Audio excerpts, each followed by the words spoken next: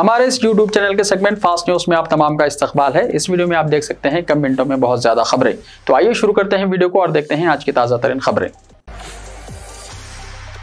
हाथी के हमले में 2 किसान हलाक। तेलंगाना के आसिफाबाद में वाकया। तेलंगाना के जिले कुमरम भीम में हाथी के हमले में एक और किसान की मौत हो गई। 24 घंटों में हाथी के हमले में 2 अफराद हलाक हो गए। पंचगल मंडल कोंडापल्ली में एक हाथी ने आज सुबह 5 बजे पोषन्ना नामी किसान पर हमला करके उसे उस वक्त मार डाला जब वो अपने खेत जा रहा था। इसी तरह का वाकया कल भी पेश आया था जिसमें एक किसान की मौत हो गई। मुकामी अफराद के मुताबिक चनाताना मानेपल्ली मंडल के मौजा बोरेपल्ली में जुमेरात को यह वाकया पेश आया।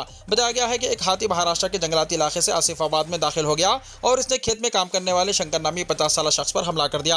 इस हमले में शंकर की मौत हो गई। इन वाक़यात के बाद मुकामी अफराद में खौफ की लहर दौड़ गई। महकमा जंगलात के हुक्काम को मुतल्ला किया गया है। वो हाथी को महाराष्ट्र की सिमत वापस भिजवाने के लिए इक़दामात कर रहे हैं। मूसा नदी के तरफ 50 मीटर के हुदूद में कोई तामीरी इजाजत नहीं। मूसा नदी को खूबसूरत बनाने के मंसूबे पर अमलावरी के सिलसिले में रियासती हुकूमत की जानिब से किए जाने वाले इक़दामात के तहत जीएचएमसी ने फैसला किया है कि मूसा नदी के तरफ 50 मीटर के हुदूद में कोई भी तामीरी इजाजतनामा जारी नहीं किया जाएगा। कमिश्नर जीएचएमसी रोनाल्ड रास ने इस सिलसिले में जारी करदा अहकामात में कहा कि रियासती हुकूमत की जानिब से मूसा नदी को तरक्की देते हुए इसे सयाहती मरकज के तौर पर फरोग देने के मंसूबे के पेश नज़र जीएचएमसी ने मूसा नदी के किनारे 50 मीटर के दायरे में किसी भी तरह के तामीरी कामों की इजाजत न देने का फैसला किया है। बताया जाता है कि कमिश्नर मजलिस बल्दिया-ए-आज़म हैदराबाद ने इस सिलसिले में तमाम जोनल कमिश्नरान को रवाना करदा हिदायत में कहा कि रियासती हुकूमत की जानिब से मूसा नदी को खूबसूरत बनाने के मंसूबे के तहत मूसा नदी के किनारे 50 मीटर के हिस्से को तरक्याती मकासद के लिए इस्तेमाल करने की मनसूबाबंदी की गई है। इसीलिए इस दायरे में किसी भी तरह के तामीरी इजाजतनामे की इजाजत न करने का फैसला किया है। वज़ीर आज़म का आइंदा महीने दौरा तेलंगाना। वज़ीर आज़म नरेंद्र मोदी जल्द ही तेलंगाना का एक मरतबा फिर दौरा करेंगे। बताया जाता है कि आने वाले महीने में मोदी का इस तेलुगु रियासत का दौरा होगा। वो इस रियासत में 3 दिन तक क़याम करेंगे जहां वो 2 जलसों से खिताब करेंगे और रोड शो में भी हिस्सा लेंगे।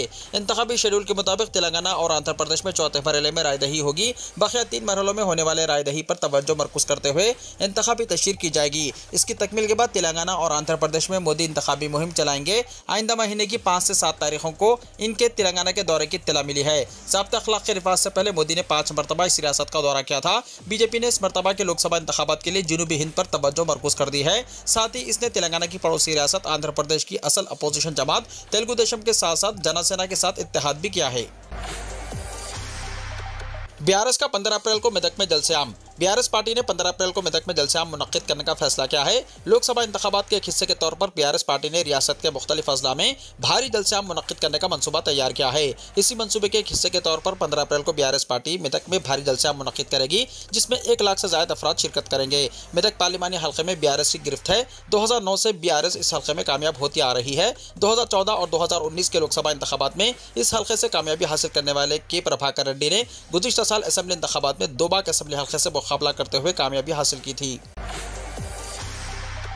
बाजारों में घूमने के बजाय इबादत करें। यूनाइटेड मुस्लिम फोरम ने मुसलमानों से अपील की है कि माह सियाम की विदाई अय्याम में इबादतों का कसरत से एहतमाम करें और ताख़रातों का खुसूसी तौर पर एहतमाम किया जाए। यूनाइटेड मुस्लिम फोरम ने मुसलमानों से अपील की है कि वो बाजारों में वक्त गुजारी और रात भर दिगर मशगूलियात से गुरेज करें। मुश्तरका बयान में आइम्मा मसाजिद और खतीब साहिबान से अपील की गई है कि जुमतुल विदा के खिताबात में मुसलमानों को इबादतों के एहतमाम के लिए तवज्जो दिलाएं। रमज़ानुल मुबारक के दौरान रात भर बाजार और दिगर मशगूलियात के जरिए मुबारक महीने की रूह को पामाल किया जा रहा है जो मिल्लत की तनज़्ज़ुली का बाइस है। इस महीने की खुशियां रात भर बाजारों में घूमने से हासिल नहीं होंगी बल्कि खुशू और खुजू के साथ इबादतों का नज़्म राह नजात है।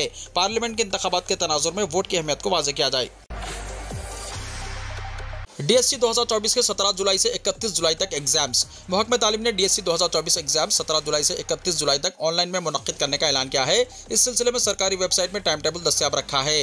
वाज़ेह है कि हुकूमत ने 11,000 टीचर्स की जायदादों पर तकर्रुरात के लिए मेगा डीएससी नोटिफिकेशन जारी किया है। दरख्वास्त वसूल करने की मोहलत को 20 जून तक तोसी दी है। उम्मीदवार 1,000 रुपये दरख्वास्त फॉर्म दाखिल करते हुए 20 जून को रात 11:50 तक ऑनलाइन दरख्वास्त दाखिल कर सकते हैं।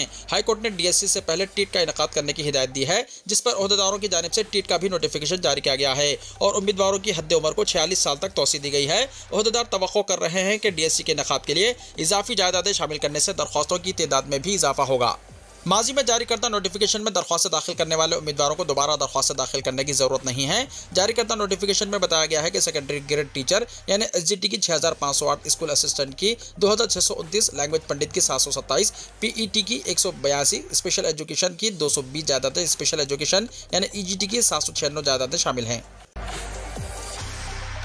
किसानों का कर्ज कब माफ किया जाएगा, हरीश राव का सवाल। साबिका वजीर और बीआरएस के रुकन असेंबली हरीश राव ने मुतालबा किया है कि रियासत के किसानों के 2 लाख रुपए तक के कर्ज को माफ किया जाए। उन्होंने तनकीद करते हुए कहा कि इख्तियार में आने के बाद किसानों के कर्जात माफ करने का ऐलान किया गया था, लेकिन 4 महीने से एक भी किसान का कर्ज माफ नहीं किया गया। उन्होंने कहा कि बैंक किसानों को नोटिस देकर इन्हें किस्तें अदा करने और लिए गए कर्जों पर सूद अदा करने पर मजबूर कर रहे हैं। उन्होंने कहा कि किसान माली बोझ से सख्त परेशान हैं। उन्होंने ये वाज़ेह करने का मुतालबा किया है कि 2 लाख रुपए का कर्ज माफ कब किया जाएगा। हरीश राव ने इस सिलसिले में चीफ मिनिस्टर रेवंत रेड्डी को खुला लेटर रवाना किया। उन्होंने कहा कि चीफ मिनिस्टर ने इंतखाबी मंशूर में वादा किया था कि तेलंगाना में कांग्रेस पार्टी के इख्तियार में आने के बाद 9 दिसंबर को एक साथ 2 लाख रुपए का कर्ज माफ किया जाएगा। इस बात पर यकीन करते हुए रियासत के लाखों किसानों ने बैंकों से फसल कर्ज लिया है।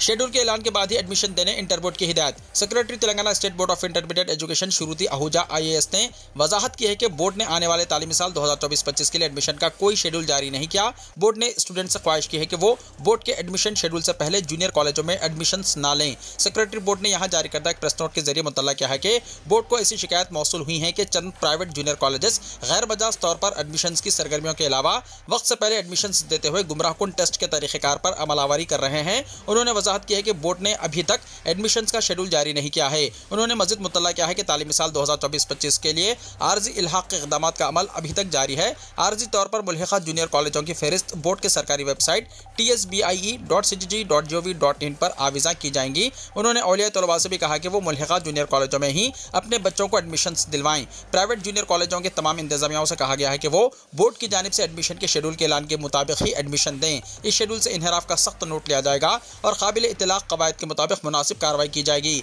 तमाम डिस्ट्रिक्ट इंटरमीडिएट एजुकेशन ऑफिसर्स को भी हिदायत की गई है कि वो इन हिदायत पर सख्ती के साथ अमलावरी करें। चंचलगुड़ा जूनियर कॉलेज ग्राउंड पर लैलतुल क़द्र कॉन्फ्रेंस। कुल हिंद मरकजी रहमत आलम कमेटी की अज़ीमुशान 22वीं लैलतुल क़द्र कॉन्फ्रेंस और तहफ़्फ़ुज़ नामूस रिसालत सल्लल्लाहु अलैहि वसल्लम का इनेकाद 6 अप्रैल हफ्ते को बाद नमाज तरावी government junior college ground Chanchalguda पर अमल में आएगा। आम्मतुल मुस्लिमीन से इसमें कसीर तादाद में शिरकत की ख्वाहिश की गई है।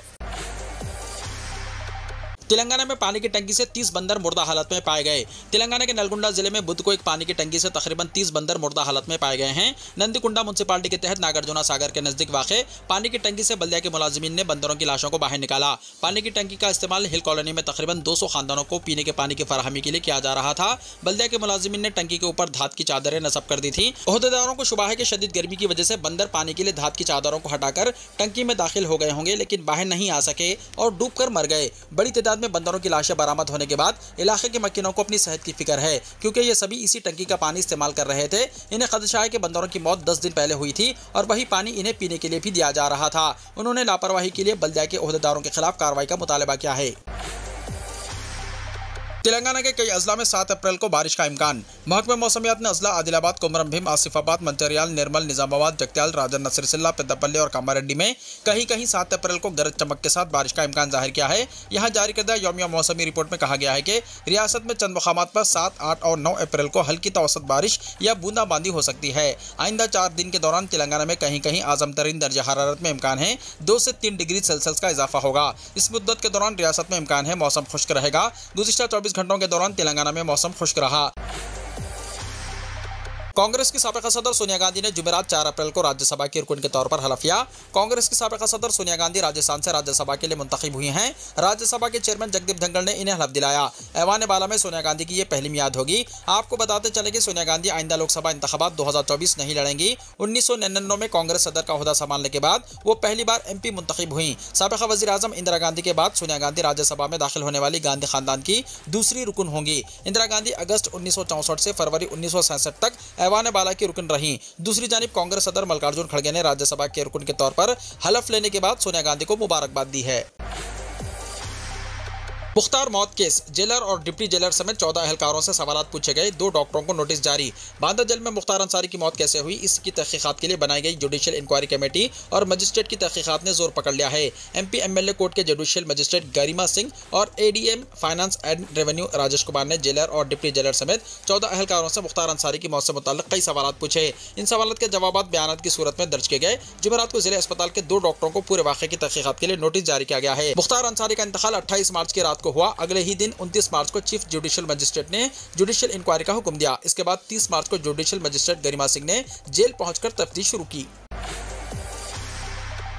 सोने की कीमत 70,000 रुपये फी 10 ग्राम की बुलंद तरीन सतह पर पहुंच गई। चांदी भी 80,000 के करीब। सोने की कीमत में इजाफे का सिलसिला जारी है। नए माली साल के आगाज से ही सोने की चमक में जबरदस्त इजाफा हुआ है और इसकी कीमत 70,000 रुपये की रिकॉर्ड हद उबूर कर गई है। सोने के साथ चांदी की कीमत में भी इजाफा जारी है और ये भी 80,000 रुपये फी किलो से महज चंद रुपए की दूरी पर है। MCX में फ्यूचर मार्केट में जुमेरात 4 अप्रैल को सोना 70,000 रुपये से तजावुज कर गया। ख्याल रहे कि सोना पहली बार 70,000 रुपये की बुलंद तरीन सतह पर पहुंच चुका है। कल के मुकाबले आज सोना 372 रुपये महंगा होकर 70,150 रुपये फी 10 ग्राम तक पहुंच गया। इससे पहले चारशंबे को सोना 69,778 रुपये फी 10 ग्राम पर बंद हुआ था। सोने के साथ साथ चांदी भी फ्यूचर मार्केट में रिकॉर्ड बना रही है। जुमेरात को MCX पर चांदी 679 रुपये बढ़कर 79,700 रुपये फी किलो की सतह पर पहुंच गई है। चारशंबे को चांदी 79,001 रुपये की सतह पर बंद हुई थी। रिपोर्ट के मुताबिक दिल्ली में 24 कैरेट सोना 70,620 रुपये फी 10 ग्राम और चांदी 82,000 रुपये फी किलोग्राम में फरोख्त हो रही है। न सिर्फ मुल्क की बल्कि आलमी मंडियों में भी सोने और चांदी की कीमतों में इजाफा हो रहा है। संजय सिंह का दिगर अरकान असेंबली के साथ राजघाट का दौरा, बापू को सलाम पेश किया। तिहाड़ जेल से रिहा होने के बाद आम आदमी पार्टी के रुकन असेंबली संजय सिंह ने चारशंबे को दिल्ली के वजीर आला अरविंद केजरीवाल की बीवी से मुलाकात की। आम आदमी पार्टी के लीडर पार्टी दफ्तर में पहुंचे। जुमेरात को संजय सिंह ने राजघाट पहुंचकर बापू को सलाम पेश किया। संजय सिंह के अलावा पार्टी के दिगर अरकान असेंबली ने भी बाबा कौम महात्मा गांधी को खिराज अकीदत पेश किया। राजघाट में महात्मा गांधी को खिराज अकीदत पेश करने के बाद संजय सिंह ने कहा कि जिस तरह से दिल्ली के वजीर आला अरविंद केजरीवाल और झारखंड के वजीर आला हेमंत सोरेन को जेल में कैद किया गया है, इसी तरह से हज़ब इख्तिलाफ के दिगर लीडरान को भी जेल में कैद करने की तैयारी की जा रही है। संजय सिंह ने कहा कि यह तानाशाही की शुरुआत है और यह जमहूरियत और मुल्क के लिए सबसे बड़ा खतरा है। उन्होंने कहा कि इसके खिलाफ लड़ने के लिए वो बापू से आशीर्वाद मांगने राजघाट पहुंचे हैं। संजय सिंह ने कहा, बापू ने अंग्रेजों के खिलाफ लड़ाई लड़ी थी, उस वक्त इजहार राय की आज़ादी भी नहीं थी। आज आज़ादी के 77 बरस बाद भी वैसी ही सूरत हाल है। मैंने बापू की आखिरी आरामगाह के पास ये दुआ की है कि ऐ बाबा कौम, आप जहाँ कहीं भी हैं, इस हुकूमत को समझ देने का काम करें। कांग्रेस को एक और बड़ा झटका, प्रोफेसर गोरू वल्लभ ने पार्टी से दिया इस्तीफा।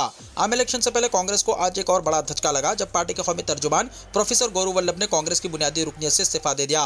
प्रोफेसर गोरू वल्लभ ने कांग्रेस सदर मल्लिकार्जुन खड़गे को खत लिखकर कहा कि कांग्रेस बेसिमत हो गई है। जिस जज्बे के साथ वो पार्टी में शामिल हुए वो इस बात पर मायूस है कि कांग्रेस आज भटक गई है, इसलिए वो पार्टी की बुनियादी रुकनियत से इस्तीफा दे रहे हैं। जुमेरात को इत्तला देते हुए उन्होंने एक्स पर पोस्ट किया, आज कांग्रेस पार्टी जिस तरह से बेसिमत आगे बढ़ रही है, मैं इससे मुतमईन नहीं हूँ। मैं ना तो सनातन मुखालिफ नारे लगा सकता हूँ और ना ही सुबह और शाम वेल्थ क्रिएटर्स को गाली दे सकता हूं। इसलिए मैं कांग्रेस पार्टी के तमाम ओहदों और बुनियादी रुकनियत से इस्तीफा दे रहा हूं।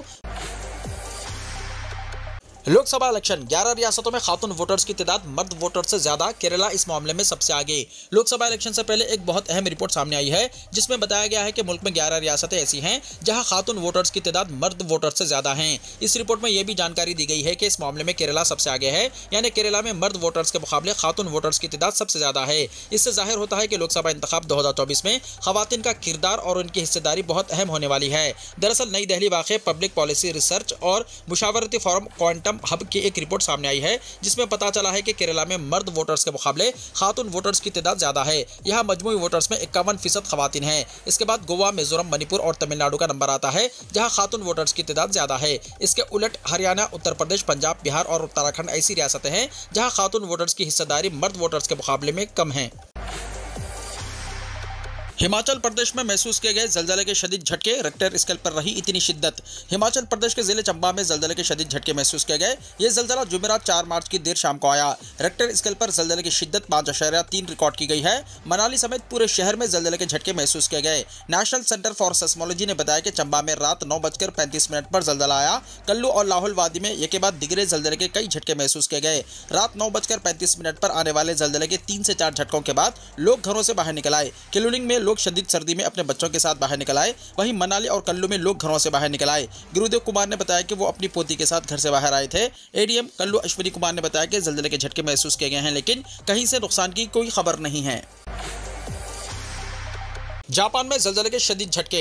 जापान के शुमाल मशरकी सूबे फुकुशिमा में जुमेरात को जलजले के शदीद झटके महसूस किए गए। जापान की मौसमियाती एजेंसी यानी JMA के मुताबिक मुकामी वक्त के मुताबिक रात 12:16 पर आने वाले जलजले की शिद्दत रेक्टर स्केल पर 6.0 रिकॉर्ड की गई। जलजले का मरकज 37.7 डिग्री शुमाली अर्जुल बलद और 141.9 डिग्री मशरकी तुलुल बलद और जमीन की सतह से 40 किलोमीटर की गहराई में था।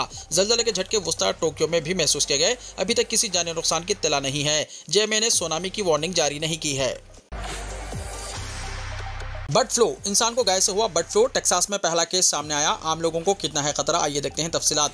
टेक्सास में एक शख्स बर्ड फ्लू में मुब्तला पाया गया है। ख्याल किया जाता है कि यह पूरी दुनिया में बर्ड फ्लू का पहला केस है जिसमें किसी इंसान को यह बीमारी एक मैमल जानवर के जरिए लग गई है। खदशा जाहिर किया जा रहा है कि बर्ड फ्लू से मुतासरा गाय के राब्ते में आने के बाद इस शख्स को यह वायरस लाहक हो गया है। फिलहाल इस शख्स की शनाख्त को राज रखा गया है। मुतासरा की आंखों में लाली नुमाया थी जिसे बर्ड फ्लू की एक अहम अलामत समझा जाता है। इसके इलाज और वायरस से बचाव के लिए जरूरी इक़दाम किए जा रहे हैं। महकमा सेहत के हुक्काम ने वाज़ेह किया है कि आम लोगों के लिए इस बीमारी का खतरा बहुत कम है। US centre for disease control and prevention और यूएस एग्रीकल्चर डिपार्टमेंट के मुताबिक इस बीमारी के इंसान से इंसान में फैलने का कोई केस नहीं मिला और न ही डेयरी मसनूआत खाने से इस बीमारी में मुब्तला होने का कोई खतरा है। दूध की फराहमी को महफूज बनाने के लिए मुतासरा गायों का दूध को इस्तेमाल में नहीं लाने का फैसला किया गया। इसके अलावा पॉइस्चराइजेशन का अमल भी जारी रहेगा। विफाकी महकमा सेहत के हुक्काम भी सूरत हाल पर गहरी नजर रखेंगे और जैसे ही इसकी अलामत नजर आएंगी कार्रवाई करेंगे। इस वक्त सूरत हाल ज्यादा तशवीशनाक है क्योंकि इस फ्लू के एक मैमल से दूसरे मैमल में फैलने का मामला सामने आया है। इससे पहले H5N1 बर्ड फ्लू वायरस का असर पोल्ट्री और इसके जरिए दूसरे जानवरों में फैलता देखा गया। यह अलामत पहले मवेशियों में नहीं देखी जाती थी। अब मवेशियों में इस वायरस की मौजूदगी इस बात का इशारा है कि वायरस के रवैये में भी तब्दीली आ रही है, जिसकी वजह से मुल्क के माहिरीन सेहत और वेटरनरी माहिरीन ने बायो सिक्योरिटी के सख्त इक़दाम अपनाने का मशवरा दिया है और बीमार जानवरों के फौरी इलाज पर भी जोर दिया गया है। वीडियो को लाइक शेयर कीजिए और हमारे इस YouTube चैनल को सब्सक्राइब करते हुए इसके बेल आइकॉन को प्रेस कर लीजिए ताकि ऐसी ही ताज़ा तरीन खबरों का नोटिफिकेशन सबसे पहले आपको मिलता रहे।